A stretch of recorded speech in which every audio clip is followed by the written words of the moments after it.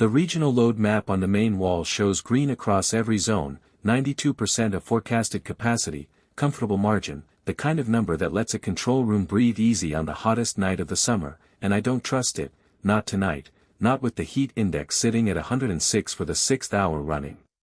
My name's Silas Dunmore, I've run overnight shifts in this control room for 14 years, and I know the difference between a number that's telling me the truth and a number that's telling me an average, and Contour, the load forecasting platform we brought online 18 months ago, has been giving me averages that look like truth for most of that time. 14 years in this room teaches you things a dashboard never quite captures, the particular hum the building makes when every air conditioner in the metro area kicks on at once, the way the coffee in the break room tastes worse on heat advisory nights because everyone's drinking twice as much of it, the specific quality of quiet that settles over the floor around 1 in the morning when the shifts had enough time to either settle into routine or start noticing something's wrong. Tonight it's the second kind of quiet, and I've learned not to argue with that feeling even when I can't immediately point to the number that's causing it. Regional margin's fine, says Preeti, one of the 2 junior operators on with me tonight, glancing up from her station, contours showing 8% headroom system-wide. System-wide isn't the number I care about at 1 in the morning during a heat event, I tell her, and I pull up the substation level view instead, the one almost nobody bothers checking anymore because Contour's regional summary is supposed to make it redundant. Preeti's been on the floor 18 months, hired right around the same time Contour went live, which means she's never actually worked a shift the old way, never had to build the kind of instinct I built over a decade of watching individual substation numbers because that used to be the only view available. For her, checking the regional summary first isn't a shortcut, it's simply how the job has always worked. And I don't fault her for that, I just know something she doesn't yet, the specific feeling of a night that's about to go wrong underneath a number that looks fine. I get up and walk the floor once, past the bank of secondary monitors nobody's watching closely tonight, past the window where the city skyline shimmers faintly in the heat distortion rising off the parking lot, every building lit up, every air conditioner working overtime, an entire metro area running its electrical infrastructure about as hard as it ever runs. And something about the stillness of the room against the visible strain of the city outside doesn't sit right with me. Substation 14, the one feeding the east side of the city, including Ridgemont General Hospital, is sitting at 96% of its individual transformer capacity, climbing, while 3 substations on the west side are running comfortably under 60%, and when Contour averages all of that together across the region, it comes out looking like 8% headroom, technically true. Completely useless if you're standing on top of the one substation actually in trouble. I feel my pulse pick up watching that number climb, 96, 97, because Ridgemont's dialysis unit runs 22 machines overnight for patients who can't just pause treatment because a transformer trips, and the hospital's backup generators buy time, they don't buy indefinite time, not for something like this. My brother-in-law, Colton Vance, led the team that built Contour. He's been my sister Marisol's husband for 6 years now, and he's spent the better part of the last 2 years traveling between regional utilities pitching exactly the kind of regional margin dashboard I'm staring at right now, the one telling me everything's fine while substation 14 ticks toward its limit.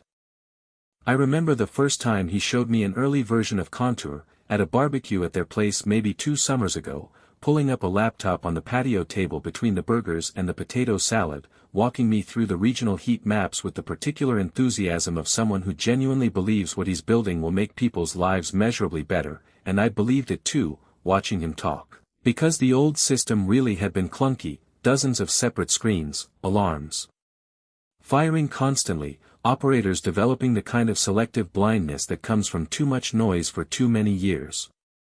You're going to actually be able to see the whole grid at once, he'd said that day, instead of 200 individual puzzle pieces, one coherent picture, and I remember thinking that sounded like exactly what this job needed, because he wasn't wrong about the noise problem. I'd watched good operators burn out on it myself, watched people start ignoring alarms after the 4th false one in a shift, watched near misses happen precisely because nobody could tell signal from static anymore. I call him, it's 1:11 in the morning, and he picks up on the second ring, groggy but immediately alert the way people get when a call this late means something's actually wrong. Colton, it's Silas, I need you looking at Contour with me right now, not the regional summary, the raw substation feed for 14. I hear him moving, a light switching on somewhere in his house, give me a second, pulling it up, and then a pause, longer than I want, that's climbing fast. Why isn't this flagged red on the main dashboard? Because the regional aggregate is still showing headroom, I say. Your model's averaging 14 against 3 substations running at half load and calling the result comfortable. It's true on average and it's wrong for anybody standing on 14 tonight. There's a silence on the line that I recognize, the specific silence of someone realizing a design decision they made with good reasons is about to cost something real. The regional view was built to reduce noise, Colton says. Utilities kept telling us substation by substation dashboards during heat events were overwhelming, too many individual alarms firing at once across 200 nodes. We rolled it up to regional margin specifically so operators could see the forest instead of getting lost in every tree. I don't need the forest at 1 in the morning, I say. I need to know which specific tree is about to fall on a hospital. How long have you been watching this? He asks, and I can hear him pulling on clothes now, the rustle of fabric against the phone.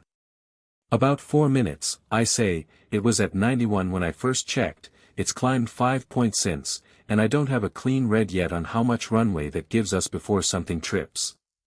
Transformers at that station are rated for short duration overload up to about 104% before protective relays kick in and drop it entirely, he says, and I can hear the engineer in him taking over now, faster and more precise than the groggy voice from 30 seconds ago. At your current climb rate, that's maybe 12 to 15 minutes out. That's not a number I can sit on, I say. I'm already reaching for the phone to Ridgemont's facilities manager while Colton's still talking, because whatever gets fixed in Contour 6 months from now doesn't help me in the next 20 minutes, and Substation 14 doesn't care whose model was optimized for what. Ridgemont Facilities, this is Diane, a tired voice answers, and I don't waste time on preamble. Diane, this is Silas Dunmore at Regional Grid Control. Your feeding substation is approaching capacity. I need you to confirm your backup generator status right now. This isn't precautionary, I want eyes on it in the next 2 minutes. She doesn't argue, doesn't ask why, just says, confirming now, and I hear her moving away from the phone, footsteps on tile, and I sit there listening to the ambient hospital sound on the other end of the line, that particular hum of fluorescent lights and distant monitors that hospitals always have, while I watch Substation 14's number climb past 98 on my own screen. She comes back on the line 40 seconds later, slightly out of breath. Generators are fueled and tested as of this morning's routine check. Transfer switches are showing green. We can go to full backup in under 10 seconds if we lose utility power. How bad is this? Bad enough that I wanted you standing next to those switches instead of finding out after the fact. I say, I'm working the problem on my end right now. I'll call you the second anything changes, good or bad. 22 dialysis patients tonight, she says, not dramatically, just stating the number the way I'd state a substation reading, and 4 in the NICU on respiratory support. I appreciate the 2 minutes warning, most nights we don't get any.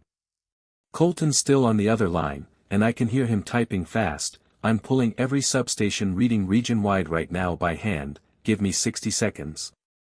I don't have 60 seconds to spend watching you build a spreadsheet, Colton. I need you doing something useful. Can your team push an emergency load shed signal to the west side substations remotely, right now, to buy 14 some breathing room by rerouting a slice of the regional draw? That's not a function Contour exposes to remote override, he says, and I hear the exact moment the weight of that sentence lands on him too. The manual load shed protocol runs through your control room's own switching system, not through us. Then get off this call and let me do that, I say, and he does, immediately, no argument, and I appreciate that more in the moment than I have time to say. Preeti's already at the switching panel beside me, and I give her the sequence, Substation 9 and Substation 11, both west side, both sitting under 60%, I want a 12% load reduction pushed to each, non-critical commercial circuits only, industrial parks and the 2 shopping centers, nothing residential. That'll trip some HVAC systems at those businesses, she says, confirming rather than objecting, her hands already moving. Better a dark parking lot than a dark dialysis unit, I say, and she nods and executes the sequence.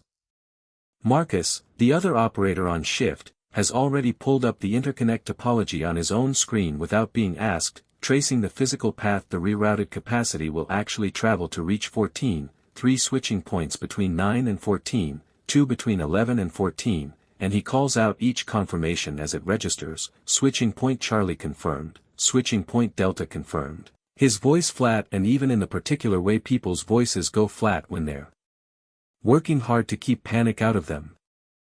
Marcus has been doing this longer than Preeti, but not as long as me, somewhere in the middle of the room's institutional memory, old enough to remember the pre-Contour days but young enough to have adapted easily to the new system, and I notice, watching him work the topology by hand without being told to, that some of what I'd call 14 years of habit isn't really about tenure at all. It's about the specific kind of attention that either gets built into a person early or doesn't, and Marcus apparently had it from the start. The load shed takes 90 seconds to fully register across the grid, 90 seconds where I watch substation 14's number sitting at 98.6, refusing to climb further but refusing to drop either, the two other operators on shift with me both quiet now, watching the same screen, and I realize I'm holding my breath the way I haven't since a transformer fire 3 years ago that I still think about sometimes on slow nights. I think, in that particular stretched out 90 seconds, about my niece, Colton, and Marisol's daughter, 6 years old, born 3 weeks premature and spending her first 11 days on a ventilator in a NICU not so different from the kind of critical unit 14 feeds tonight, and how strange it is that the same family that gave me that memory is the family whose work I'm currently standing here half trusting and half fighting against. Then it drops, 98.6 to 96.1 to 93 flat, the rerouted capacity from 9 and 11 finally reaching 14 through the regional interconnect, and I let the breath out I didn't know I was holding. Diane's voice comes back on the hospital line: generators are on standby, confirmed operational, we're stable here, what's going on out there? Grid maintenance, I tell her, which is true in the loosest possible sense, you're clear, but keep your generators primed for the next hour just in case, I'll call if anything changes. I don't call Colton back right away, I stay on the floor for another 40 minutes making sure 14 holds steady as the heat index finally starts easing toward 2 in the morning, watching the number settle into the high 80s and stay there, and only once I trust it do I let myself sit down properly and feel how badly my hands are shaking. Preeti brings me a cup of the bad breakroom coffee without being asked, sets it down next to my keyboard, and says, "That was close, not a question," and I nod, because there's not much else honest to say about it, and Marcus, still watching his own screen out of habit even though the crisis has passed, says quietly, "I've been here 6 years, never seen anyone catch something like that off a hunch before the dashboard flagged it." Wasn't a hunch exactly, I say, just old habits, the kind you build from watching this board long enough to notice when the quiet feels wrong. Colton calls me back at 2:30, "Is it stable?" he asks, and I tell him yes, and there's real relief in his voice, not performed, not managed, just relief. "I need to say this plainly," he says, "I built a dashboard that made a hospital look safe while it was 6 minutes from a real problem, because I optimized for something that mattered. Alarm fatigue is a genuine issue, operators tuning out screens full of noise is a genuine issue, but I traded a real risk for a manageable one without fully understanding what I was trading." "I know why you built it that way," I say, "I sat through the pitch, alarm fatigue's real, I've watched good operators miss things because they stopped trusting a dashboard that cried wolf too many times. That's not a stupid trade-off, it's just the wrong one for a heat event with a hospital on the line." "How'd you catch it?" he asks, and there's something almost hungry in the question, the specific hunger of someone who genuinely wants to understand the gap rather than just patch around it. 14 years of watching this board, I say, and honestly, the particular quiet the room gets on a bad night, that's not something I could have taught Contour even if I'd tried. It's not really a number, it's a feeling built out of 10,000 ordinary shifts. "I want to come in tomorrow, walk the floor with you, understand what you actually need to see versus what we assumed you needed to see," he says, and I tell him that's fine, that's good, and I mean it. He shows up the next afternoon, not with a slide deck, just a notepad, and spends 4 hours on the control room floor asking questions I don't think anyone on his engineering team had asked an operator directly in the 2 years since Contour first went live. What does a critical facility feed look like on your screen right now? What's the first number you check when you sit down for a shift? What would you need to see in the 3 seconds before you trust an automated system over your own gut?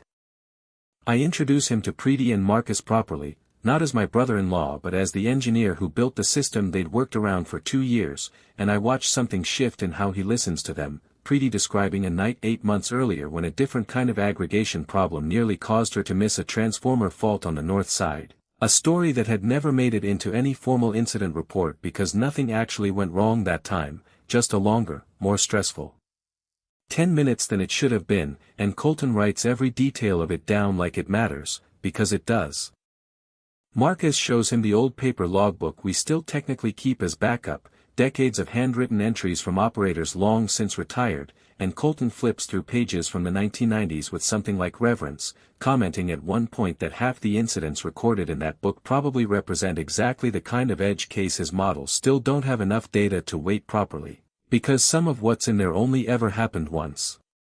By the end of that week, his team has a prototype for what they're calling a critical load overlay, a permanent, always visible tier sitting above the regional summary that tracks every substation feeding a hospital, water treatment facility, or emergency services building individually, regardless of how comfortable the regional aggregate looks, no averaging, no roll-up, just the specific numbers that specific facilities depend on, visible at a glance without anyone having to remember to dig for them.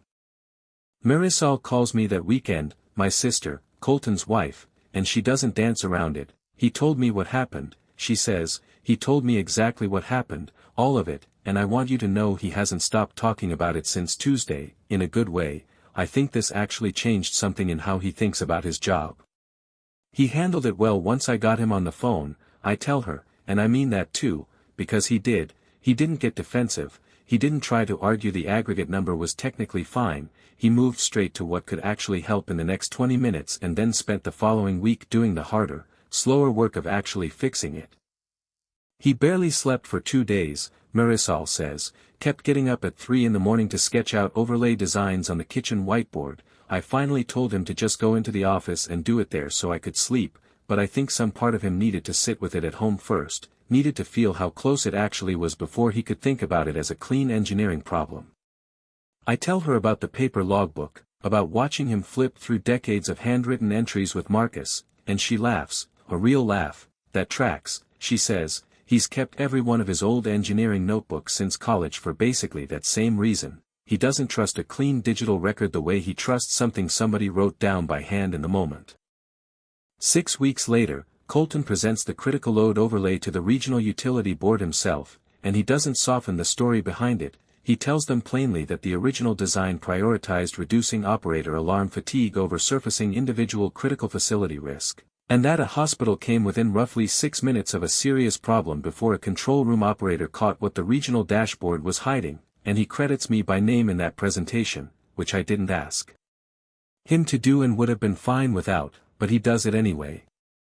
I watch a recording of that presentation later, sent to me by one of the board members who thought I'd want to see it, and there's a moment where one of the board members asks him directly whether this kind of gap could exist somewhere else in Contour that nobody's found yet, and instead of reassuring them the way I half expect him to, he says, probably, and I'd rather you hear that from me now than find out the way Silas found out this one, which strikes me, watching it later, as exactly the right answer even though it's not a comfortable one. The overlay rolls out to all 40 substations feeding critical facilities across the region within the month, and Diane at Ridgemont calls me personally once she hears about it secondhand from someone at the utility, just to say thank you, and I tell her honestly that the thanks belongs mostly to a 60-second decision to check a number almost nobody else was checking that night. She asks, near the end of the call, almost as an afterthought, whether I ever think about how close it actually was, and I tell her the truth, that I think about it most on quiet nights now, the exact opposite of what I'd have expected. It's not the busy chaotic nights that bring it back, it's the calm ones, the ones where the whole board goes green and easy, because that's exactly what 14 looked like from the regional view right up until it wasn't fine at all. Colton and I talk more now than we did before any of this happened, not just at family dinners with Marisol steering the conversation, but directly, him calling me sometimes just to run a design question past someone who actually sits in the control room, and there's a kind of respect between us now that feels earned rather than assumed, the family kind we always had plus something new underneath it. There's a Thanksgiving that fall, the first family gathering after the overlay fully rolled out, and my mother, who's never once understood what either of our jobs actually involves in any technical detail, asks Colton to explain what happened in terms she can follow, and I watch him try 3 different metaphors before landing on one that actually works. Comparing the regional dashboard to checking the average temperature of a house instead of noticing one specific room is on fire, and my mother nods along, satisfied, and Marisol catches my eye across the table with the particular look siblings share when a parent has just been handed a simplified version of something much harder underneath. I used to think my job was building the smartest possible average, Colton says later that evening, out on the porch with just the 2 of us and 2 beers neither of us are drinking very fast. Now I think it's building the smartest possible average and then making sure the exceptions never get to hide inside it. Those aren't the same job, and I spent 2 years thinking they were. Most people spend a career figuring that out. I tell him, you got there in one very bad night, that's not nothing. I got there because you were awake and paying attention at 1 in the morning, he says. I don't want to make this more mine than it actually is. I don't fully let him off that hook, not out loud anyway, because I still think about the fact that if I'd been running a lighter shift that particular week, if Preeti had been the senior operator on instead of me, if the regional summary had been all anyone thought to check, 14 might have tripped clean without anyone catching it until Diane called us instead of the other way around. The system worked because a specific person with a specific 14 years of habit happened to be sitting in that chair, and that's not really a fix, that's luck wearing the shape of competence, and I think some part of Colton understands that too, even if neither of us says it plainly on the porch that night.